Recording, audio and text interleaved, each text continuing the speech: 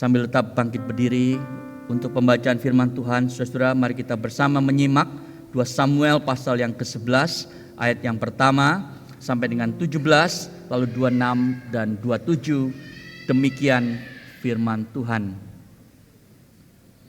Pada pergantian tahun ketika raja-raja biasanya maju berperang, Daud mengutus Yoab beserta orang-orangnya dan seluruh Israel. Mereka menyerang Bani Amon dan mengepung kota Raba, tetapi Daud tinggal di Yerusalem.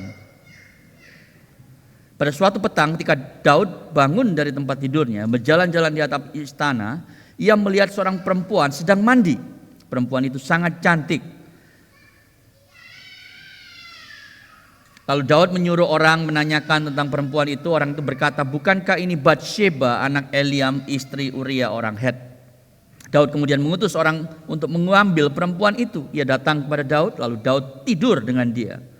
Perempuan itu baru selesai membersihkan diri dari kenajisannya.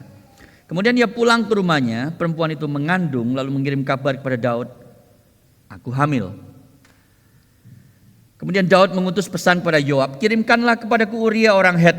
Maka Yoab mengirim Uria kepada Daud. Ketika Uria datang, Daud menanyakan keadaan Yoab, rakyat dan peperangan itu. Daud berkata kepada Uria, turunlah ke rumahmu dan bersihkan kakimu.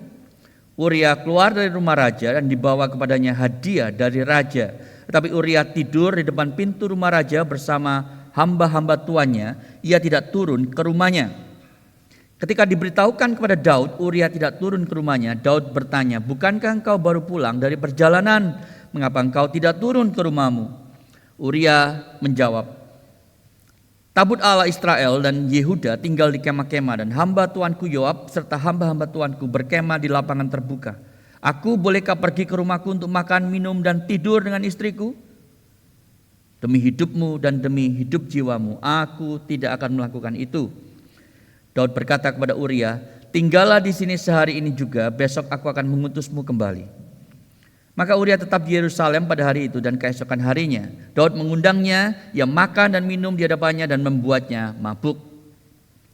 Pada malam hari ia pergi tidur di depan hamba-hamba tuannya, tetapi tidak turun ke rumahnya. Pagi-pagi Daud menulis surat kepada Yoab dan mengutusnya melalui Uria. Dalam surat itu tertulis, letakkanlah Uria di garis depan pertempuran yang terberat, lalu undurlah dari dia supaya ia tertembak dan mati. Ketika Yoab mengepung kota itu, ia menempatkan Uria di tempat yang ia tahu banyak orang gagah berada. Orang-orang kota keluar dan bertempur melawan Yoab. Beberapa hamba Daud gugur, termasuk Uria orang Het. Ketika istri Uria mendengar bahwa suaminya telah mati, ia berkabung karena Uria. Setelah berkabung selesai, Daud mengutus seseorang untuk membawa wanita itu ke rumahnya. Ia menjadi istrinya, Daud tidur dengan dia. Perempuan itu melahirkan seorang anak, tetapi perbuatan Daud itu tidak berkenan kepada Tuhan. Silakan duduk jemaat sekalian. Demikian jauh pembacaan firman Tuhan.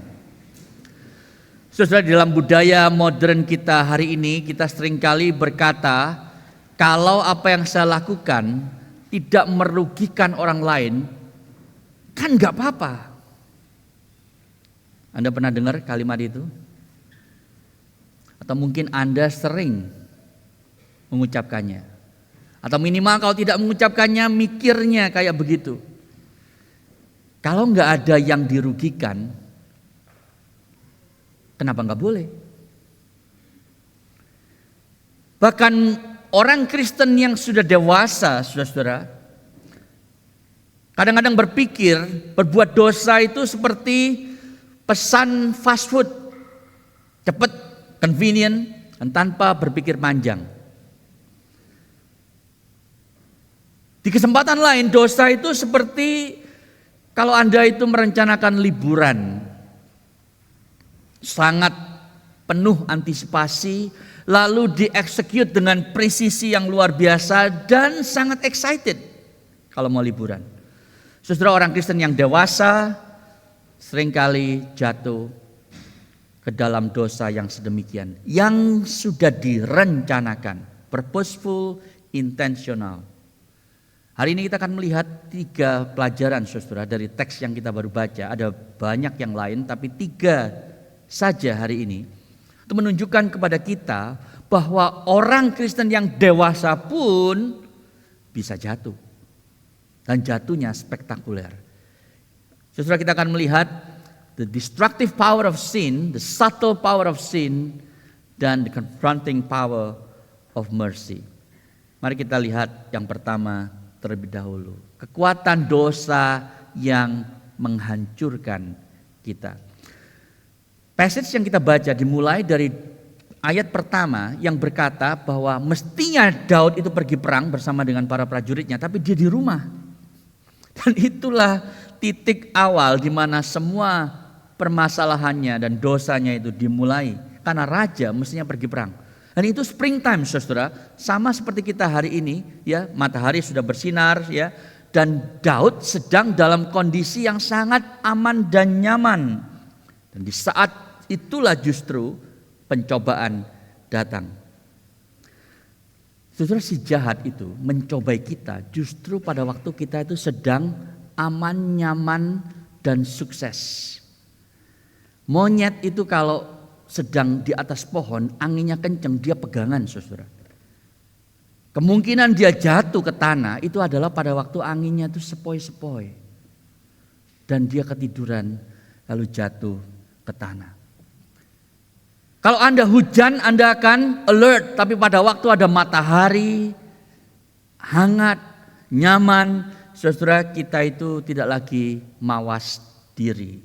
Dan di saat itulah si jahat berbisik kepada kita, it's okay, relax, chill.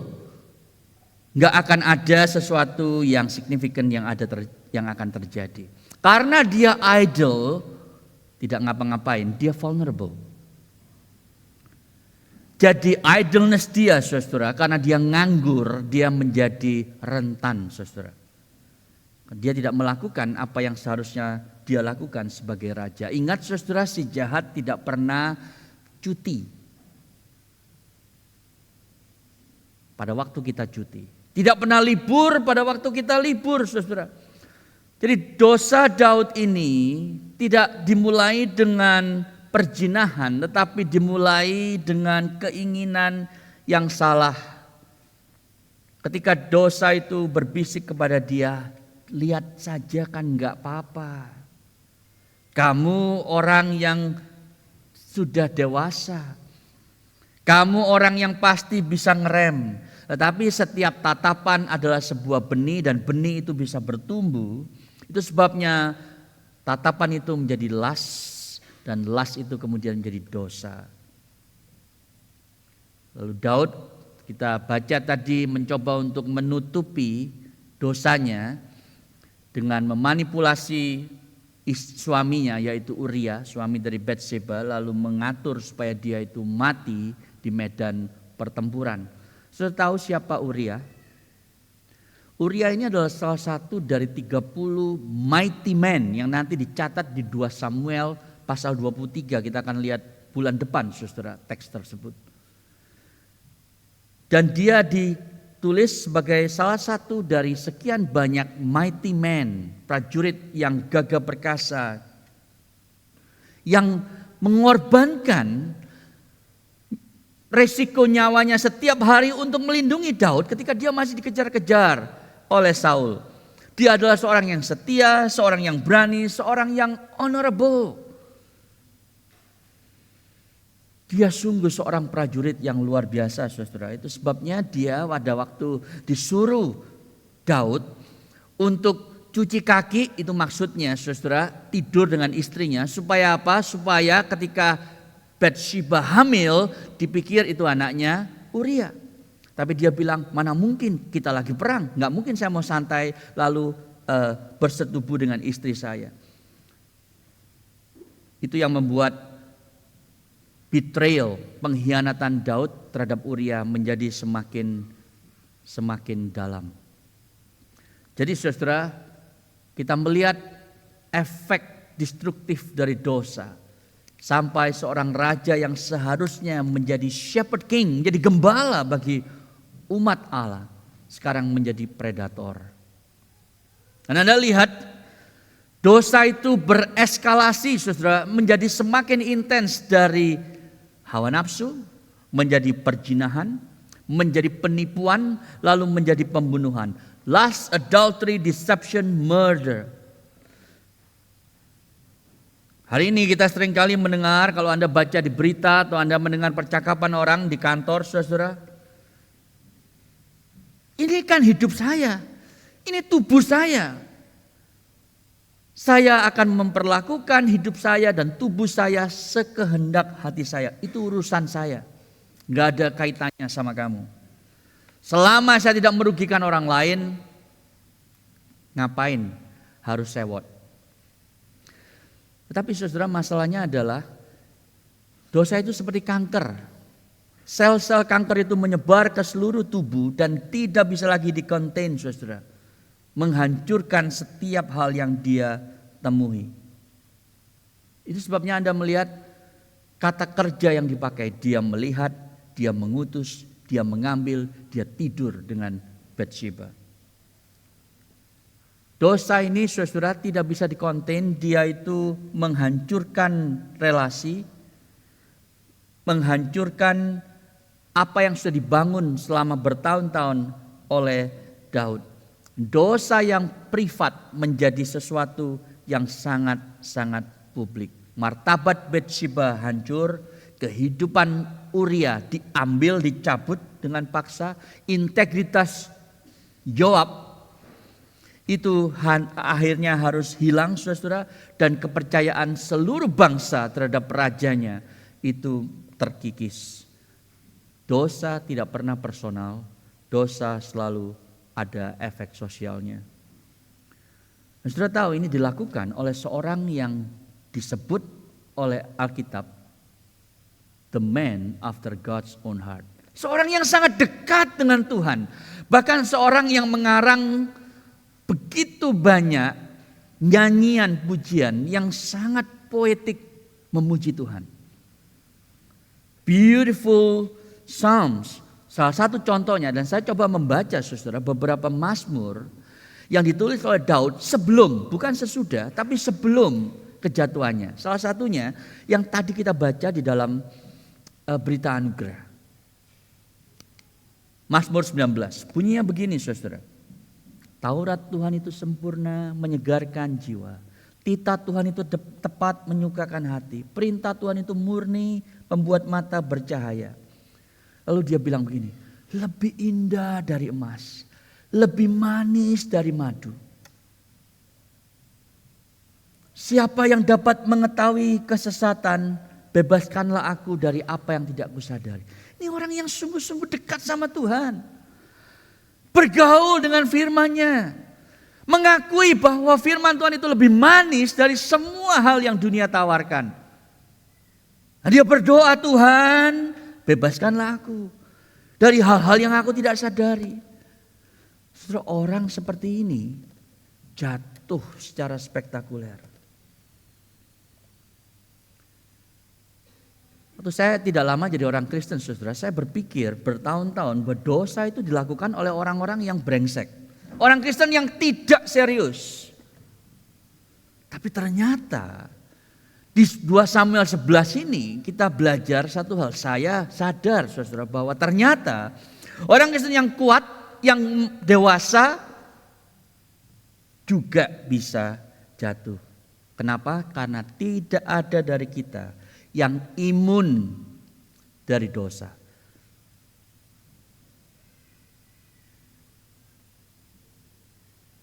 Pastor emeritus ada, sinner emeritus nggak ada saudara di dunia ini. Dan musuh terbesar orang Kristen ada di dalam dirinya sendiri. Musuh terbesar kita saudara bukan climate change, bukan orang yang jahat, bukan orang yang beragama lain apalagi. Musuh yang terbesar orang Kristen ada di dalam diri mereka. Di dalam hati kita ini saudara ada sebuah sudut hati kita yang sangat gelap, penuh dengan kejahatan. Every Christian carries within themselves a destructive seed. Ada benih destruktif. Masalahnya belum tentu Anda menyirami dan menumbuh kembangkan bibit tersebut. Karena kalau Anda sirami dan Anda kembangkan, saudara akan menjadi orang yang sejahat yang Anda mampu. Kalau bukan karena anugerah Tuhan yang menahan Anda dan saya, saudara, kita akan sejahat, bahkan mungkin lebih jahat daripada world class tyrants, Hitler, Pol Pot dan seterusnya. Soeharto termasuk tentunya. Tidak ada yang imun dari semua itu, saudara. Itu sebabnya Paulus mengingatkan jemaat Korintus, siapa yang menyangka ia teguh berdiri, hati-hatilah supaya ia jangan jatuh. Saudara, sampai di sini banyak orang yang belum Kristen, mungkin beberapa Anda itu belum Kristen, belum percaya Yesus. Anda bilang, loh kalau begitu, ternyata di Alkitab ini penuh dengan orang-orang yang kacau balau hidupnya. Yang kelihatannya bagus, tetapi ternyata sama jahatnya, sama brengseknya dengan orang yang bukan Kristen. Ngapain saya percaya Alkitab? Ngapain saya percaya Tuhannya orang Kristen? Saudara, kalau ada teman Anda yang ngomong seperti itu, coba ajak dia berapologetika sedikit. Karena justru ketika Alkitab itu memaparkan apa adanya realita heroes di dalam Alkitab atau anti-heroes if you like, justru itu membuktikan bahwa Alkitab itu bukan buku buatan manusia, saudara. Karena kalau itu buatan manusia, maka semua pahlawannya itu di airbrush. Kita bahkan gak suka kan kalau film Hollywood itu menunjukkan pahlawan yang selalu tanpa cacat, tanpa kesalahan. Sekarang banyak sekali film Hollywood yang anti-hero, saudara. Kalau Alkitab itu ditulis, dikarang oleh manusia, Daud itu akan sempurna. Nabi Nuh akan super holy. Abraham tidak pernah bohong. Petrus tidak pernah menyangkali Tuhannya. Tetapi yang kita lihat sebaliknya. Mereka itu bohong, mereka itu jatuh, mereka itu berdosa. Daud, the man after God's own heart, dia mengingini istri orang lain. Dia tidur dengan perempuan yang bukan istrinya, dia lalu membunuh suaminya, lalu dia berbohong untuk menutupi semua dosanya itu. Saudara, dia melanggar at least separuh dari 10 perintah Allah di dalam sebuah spectacular messed up yang dia buat sendiri. Dan Alkitab tidak menutupi itu. Ini justru menjadi bukti, salah satu bukti bahwa hanya Tuhan yang bisa menuliskan semua itu apa adanya dan memakai semua cerita-cerita tentang anti-heroes ini untuk menunjuk kepada cerita yang lebih besar. Karena Alkitab bukan tentang kita memang, bukan tentang heroes, bukan tentang orang-orang yang kita harus teladani. Jadi celakalah saudara kalau di gereja setiap minggu kita diberitahu mari kita berlaku seperti Daud. Mari jadi kayak Abraham. Mari jadi kayak Nuh. Mari jadi kayak Paulus, Petrus dan seterusnya. Karena Anda akan memikul beban yang lebih berat pada waktu pulang dari gereja dibanding Anda datang ke gereja. Kapan saya bisa jadi kayak Daud? Kapan saya bisa jadi kayak Yesus dan seterusnya? No. Semua cerita-cerita ini mengacu kepada satu cerita. Saya mau tunjukkan satu kutipan dari Sally Lloyd Jones yang menurut saya menulis sebuah Alkitab untuk anak-anak yang terbaik so far yang saya tahu. The Jesus Storybook Bible. Dan di halaman awal saudara dia menulis seperti ini. Alkitab itu sebenarnya tentang satu cerita, bukan banyak cerita. Tentang cerita petualangan seorang pahlawan muda yang datang dari negeri jauh untuk memenangkan kembali hartanya yang berharga yang hilang. Sebuah kisah cinta seorang pangeran yang berani, yang meninggalkan istananya, tahtanya, semuanya untuk melepaskan orang-orang yang dia cintai. Sebuah dongeng yang terjadi dalam kehidupan realita. Dan itu memang adalah dikatakan the best thing. Yang terbaik dari cerita ini, yaitu itu benar. Bukan hanya dongeng. Ada banyak cerita di dalam Alkitab, kata Lloyd Jones, tetapi semua cerita itu menceritakan one big story. Cerita bagaimana Allah mengasihi anak-anaknya dan datang untuk menyelamatkan mereka. Dan perlu seluruh Alkitab 66 buku itu untuk menceritakan satu story itu. Dan di tengah story itu ada seorang bayi. Every story in the Bible whispers his name. Saudara, ini satu line yang luar biasa indah. Saya tidak pernah lupa ini. Saya harap Anda juga tidak pernah lupa setelah ini. Setiap kali Anda membaca Alkitab, apapun passage yang Anda baca, every story whispers his name. Dia seperti potongan jigsaw puzzle yang hilang. Dan potongan puzzle itulah yang membuat seluruh potongan puzzle yang lain itu fit together, nyambung, make sense, saudara. Dan tiba-tiba Anda kemudian mendapatkan gambaran yang indah. Oh, ternyata cerita Daud itu menunjuk kepada cerita Yesus. Saudara, kita sudah melihat bahkan kuasa dosa yang destruktif pun itu menunjuk kepada Yesus. Tapi sebelum kita sampai sana, mari kita lihat poin yang kedua. Karena dosa tidak hanya destruktif, dosa juga punya kuasa yang subtle. Yang Anda tidak sadari tiba-tiba merayap, membesar, menguasai semakin lebar hatimu. Saudara, kita suka berpikir bahwa dosa itu terjadi pada waktu kita itu kepleset, tergelincir, pada waktu kita sedang lemah. Tapi realita yang sebetulnya selalu terjadi, bukan hanya sering tetapi selalu terjadi. Dosa itu mulai jauh sebelum kita jatuh. Pada waktu kita membuat keputusan yang sepele, yang kita pikir nggak ada konsekuensinya. Keputusan-keputusan yang membuat kita berkompromi. Di saat itulah, saudara, dosa itu dengan sangat subtle merayap dan membesar dalam hati kita. Lalu saya studi ini untuk persiapan khotbah ini, saudara. Saya membuat chart, membaca ulang 2 Samuel, khususnya dari pasal 5 sampai 11. Dan saya ketemu ini, saudara. Ada garis visible success of David. Dan ada garis hidden complacency. Maksudnya gini.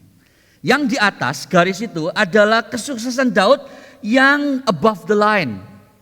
Yang complacency itu yang tidak kelihatan. Jadi kalau yang di atas itu orang bisa lihat dia sukses, yang di bawah orang nggak lihat, saudara. Tapi itu terjadi dalam hatinya Daud. Tentu kita tidak punya waktu untuk studi ini karena ini bukan PA, pemahaman Alkitab. Tapi coba saya jelaskan sepintas. Yang pertama misalnya, konsolidasi kekuasaan. Daud menjadi raja atas seluruh Israel, menyatukan semua 12 suku. Lalu dia menjadikan Yerusalem itu the city of David, menjadi ibu kota, saudara. Dia membangun kerajaannya dengan stabilitas politik dan kekuatan militer yang luar biasa. Saudara, bayangkan dari anak yang tadinya cuma jaga kambing domba, anak gembala, menjadi raja besar bangsa yang Tuhan sendiri pilih. Sebuah meteoric rise yang membuat dia merasa powerful, dan karena dia punya banyak power, dia merasa saya ini tidak bisa digantikan dan dikalahkan. Saudara masih ingat nasihat yang diberikan oleh seorang filsuf yang terkenal namanya Aunt May kepada keponakannya Peter Parker alias Spider-Man. With great power comes great responsibility. Heran ya kalau film selalu ingat ya. Ayatnya nggak ada, saudara, itu dari film ya. With great power comes great responsibility. Tetapi Daud lupa itu. Tanpa restraint, tanpa check and balance, tanpa akuntabilitas, saudara, power itu selalu korup dan absolute power itu akan corrupts absolutely. Saudara tahu apa yang terjadi di bawah? Dia punya istri banyak, punya selir banyak, dia mengkoleksi pasangan hidup, saudara. Melanggar perintah Tuhan di Ulangan 17 ayat 17. Itu yang kita seringkali lupakan. Yang kedua, saudara, dia menang banyak sekali perang di 2 Samuel 5, 8, 10. Dia mengalahkan Filistin, Moab, Aram, Edom, Amon, Amalek. Karena ditulis di pasal 8 ayat 14 2 Samuel, Tuhan memberi Daud kemenangan kemanapun dia pergi.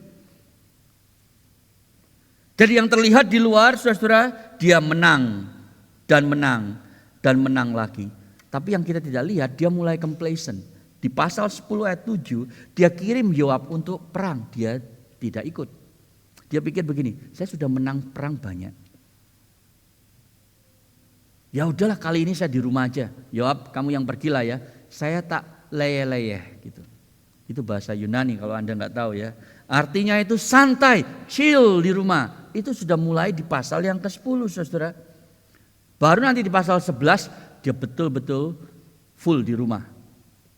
Yang ketiga, saudara, spiritual privileges yang dia dapat karena dia membawa tabut perjanjian Allah ke Yerusalem. Kemudian waktu dia bilang dia mau buat rumah bagi Tuhan, Tuhan bilang, no David, aku yang akan membangun rumah bagimu. Aku yang akan bagi diriku sendiri. Aku yang akan membuat kerajaanmu itu tidak akan pernah hancur dan seterusnya. Dia merasa bahwa dia orang pilihan, dia diberkati, Tuhan itu ada di pihaknya dan seterusnya. Privilege itu menjadi presumption, dia merasa hebat, besar dan seterusnya. Belum lagi kekayaan, saudara. Semua hasil jarahan bangsa-bangsa yang dia kalahkan itu diboyong ke kerajaannya. Dia punya stabilitas dan kemakmuran yang luar biasa. Wealth, comfort, fame, secure kingdom. Dan semakin dia sukses, semakin dia tidak lagi mengandalkan dan mengindahkan Tuhan. Jadi apa, saudara, yang kita bisa lihat di sini? Pada waktu kita sampai di 2 Samuel 11, Daud itu sedang ada di puncak karirnya. Secara politik, militer, spiritual, ekonomi, sosial. Luar biasa, saudara.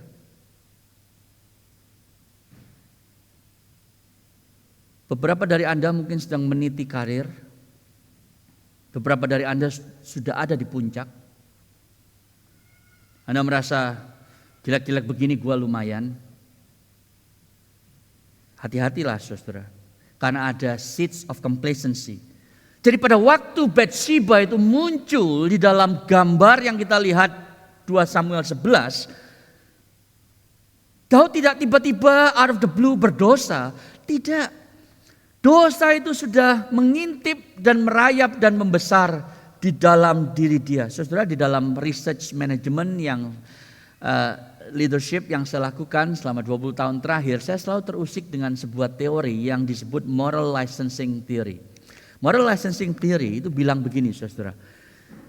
Kita itu punya kecenderungan mengakumulasi perbuatan baik untuk membenarkan perbuatan yang ambigu, yang tidak jelas. Jadi saudara, kita melakukan sesuatu yang baik, lalu seakan-akan perbuatan baik itu menjadi pembenaran, menjadi license untuk kita melakukan hal-hal yang berdosa. Saya beri beberapa contoh, hal-hal yang kurang baik, hal-hal yang membuat kita kompromi. Misalnya gini ya, Anda ke gym waktu pagi. Nah lalu Anda bilang gini, saya kan udah ke gym, jadi saya sekarang mau makan sebanyak mungkin. Wah, saya mau dessert, nambah 2 piring. Kenapa? Ya tadi udah nge-gym kok. Ya, dilihat berapa? 750 kalori. Wah, kuenya 2.500 kalori ya. Tapi kita nggak peduli. Pokoknya saya sudah nge-gym. Itu namanya menjadi license untuk Anda makan dessert, saudara. Atau saya kan sudah berbuat banyak bagi istri saya. Jadi kadang-kadang kalau saya marahin dia nggak apa-apa lah. Memang dia layak kok saya marahin. Nah itu, saudara, dalam pernikahan. Atau saya kan udah banyak berkontribusi secara finansial buat gereja. Enggak apa-apa dong kalau saya itu nipu pajak. Tuhan pasti maklum. Atau saudara, saya kan sudah banyak melayani orang di gereja. Boleh dong kalau hari Minggu setelah saya pelayanan di gereja udah capek, malam nanti ngelihat pornografi. Jadi di dalam setiap studi kasus itu saudara, perilaku yang baik yang kita lakukan menjadi license, menjadi izin yang kita berikan pada diri kita sendiri untuk berkompromi, untuk berdosa.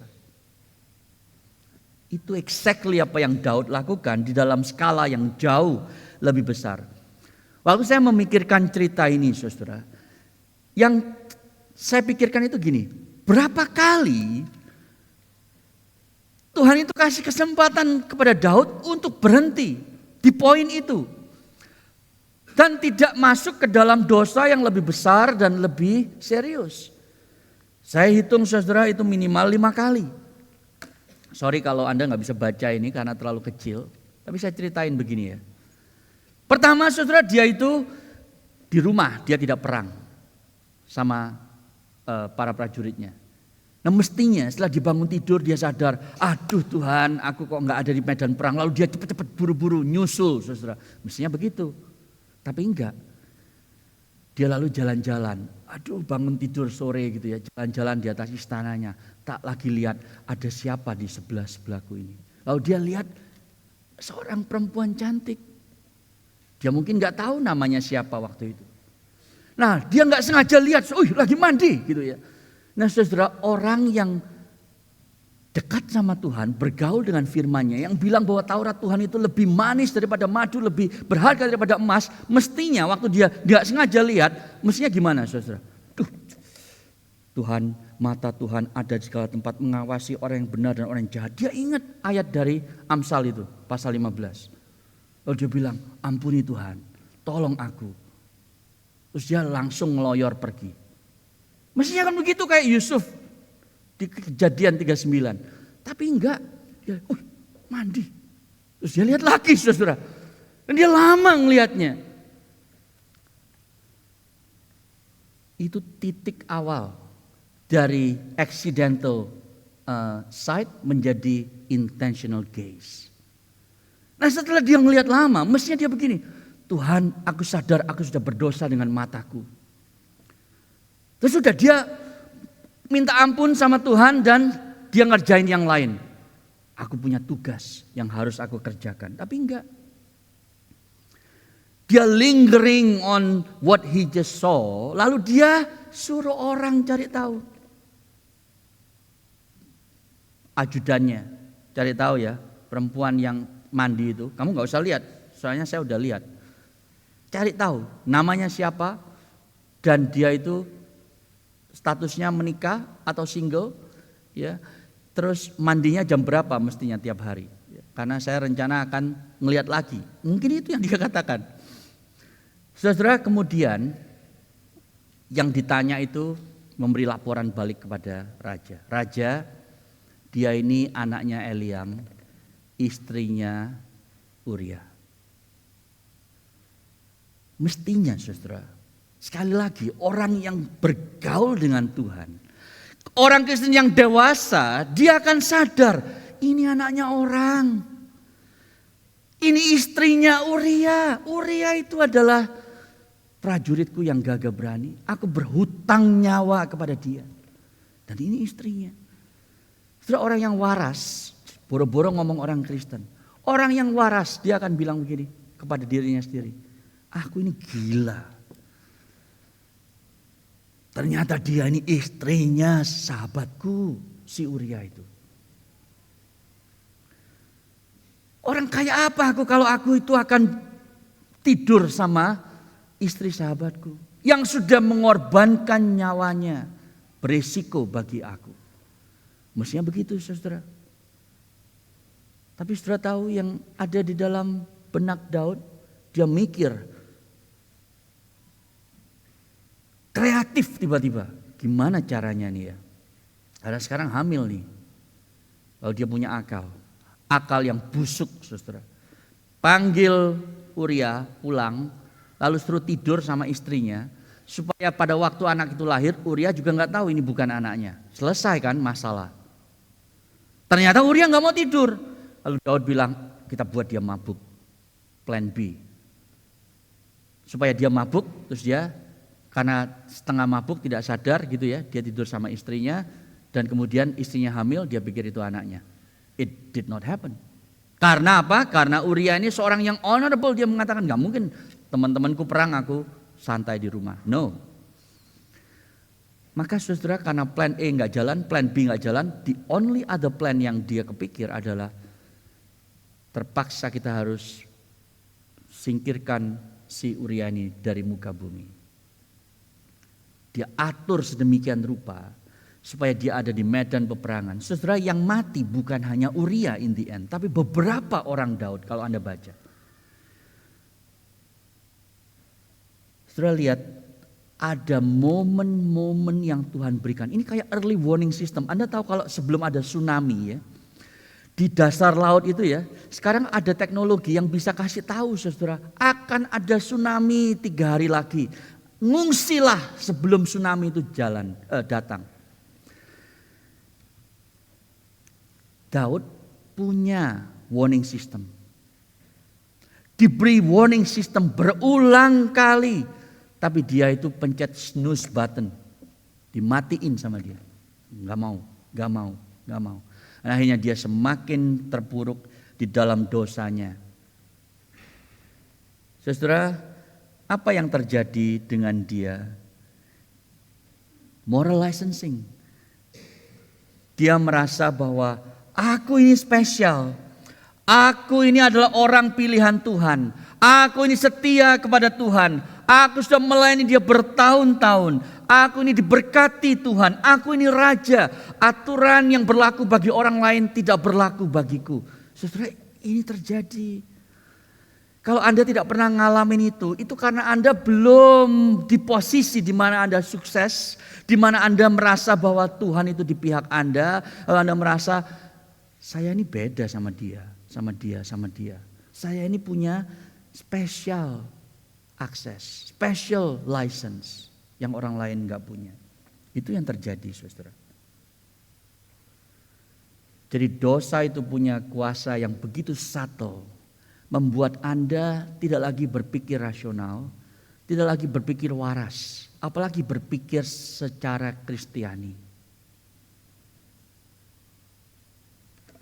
Tapi kita bersyukur saudara, di akhir pasal ini kita melihat the confronting power of mercy.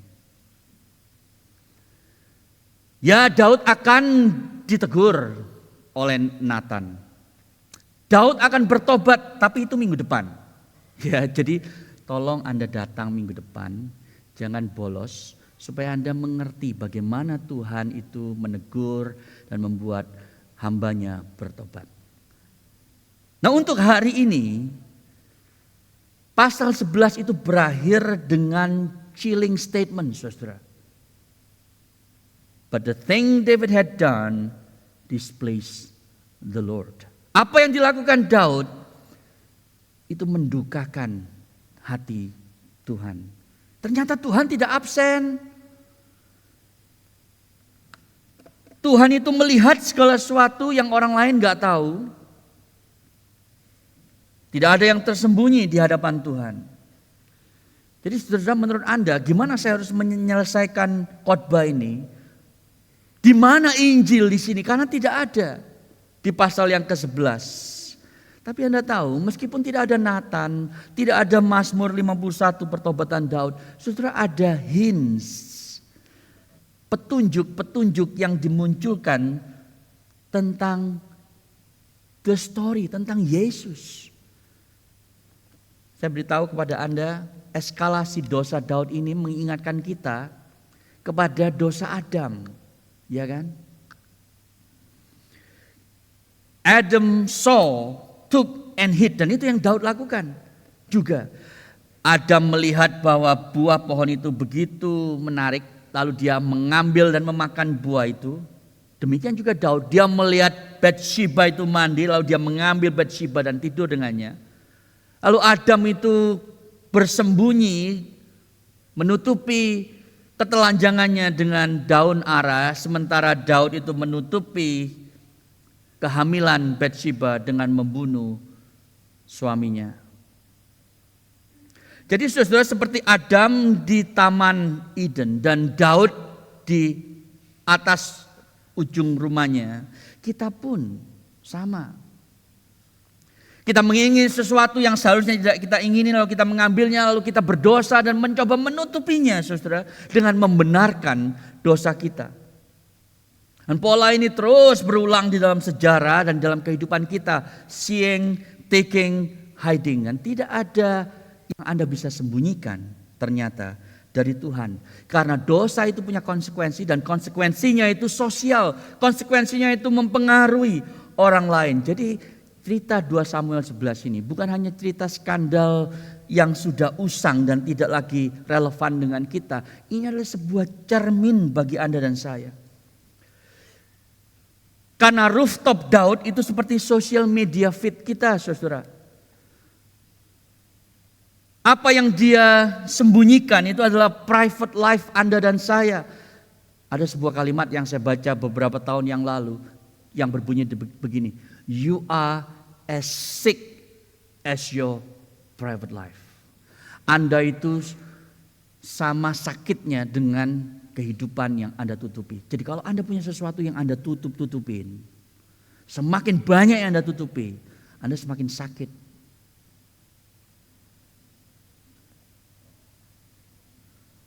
Itulah cerita manusia, saudara, dari zaman ke zaman. Dan pengharapan satu-satunya untuk memutus lingkaran setan ini adalah Yesus Kristus. Saudara perhatikan, Yesus itu melihat, tapi yang dia lihat itu dosa kita, dosa Anda dan saya. Lalu dia mengambil penghukuman dosa itu kepada dirinya sendiri di atas kayu salib. Dan karena itu dia dapat menyembunyikan Anda dan saya di dalam dirinya, melindungi kita dengan kebenarannya. Jubah kebenaran Yesus diberikan kepada kita karena dia menanggung dosa kita. Kolose 3 ayat yang ketiga berkata, For you have died and your life is now hidden with Christ in God. Hidupmu sekarang tersembunyi bersama dengan Kristus di dalam Allah. Saudara, Anda tidak perlu kesempatan kedua kalau Anda itu berdosa. Yang Anda perlukan bukan kesempatan kedua, tapi Adam kedua. Anda perlu Yesus Kristus. Anda perlu raja yang sejati. Karena raja seperti Daud ini korup, mengecewakan, saudara. Anda butuh raja yang tidak korup, raja yang memakai kuasanya bukan untuk mengambil tapi memberi. Raja yang tidak menutupi dosanya tetapi yang memberikan hidupnya untuk menebus dosa.